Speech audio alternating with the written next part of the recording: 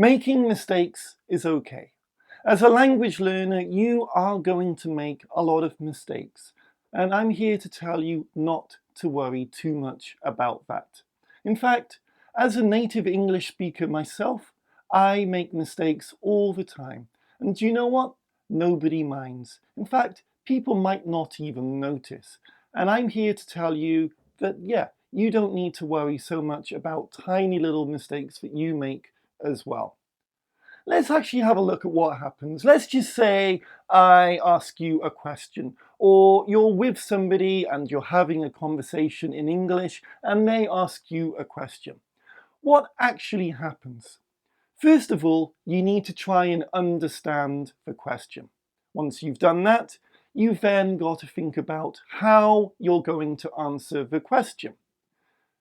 Now, once you know what you want to say, you need to think about all the words that you're going to use and all the grammar as well, and all the tiny little fiddly words that make English really, really annoying.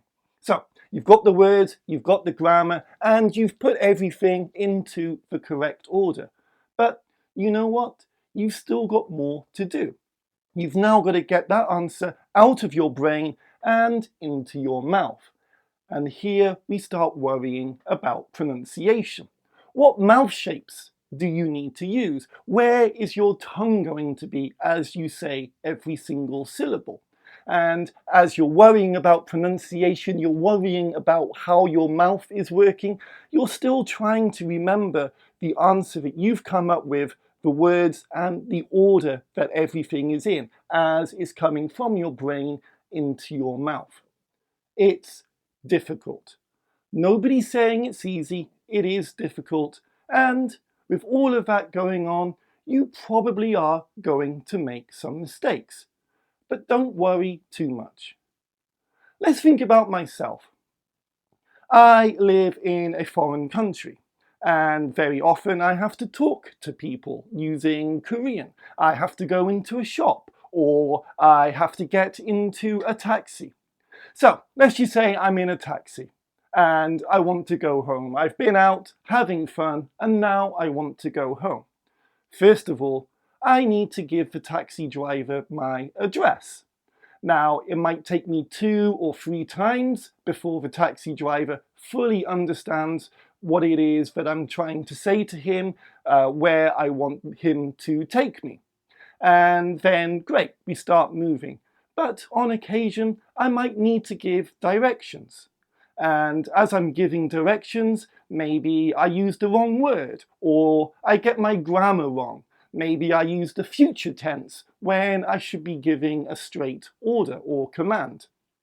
Maybe I use informal language rather than using more formal and polite language, which I should be doing. But you know what?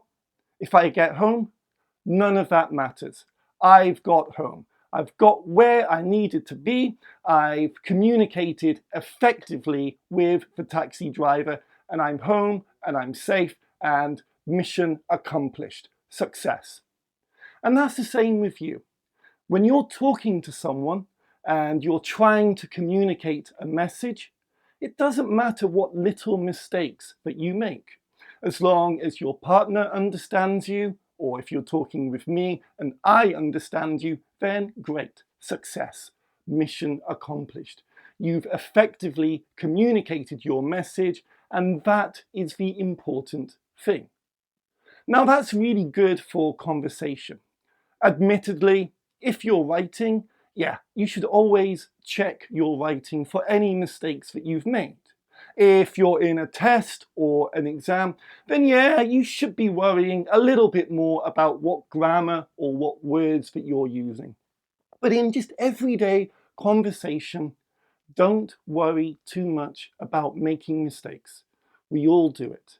And again, as long as the person that you are talking to can understand what you are saying, then great.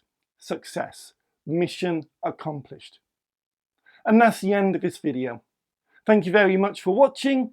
I'll be back soon. Until then, bye bye. On occasion, I might need to give directions. I need to, I'm maybe, or let's just say I want to use a text.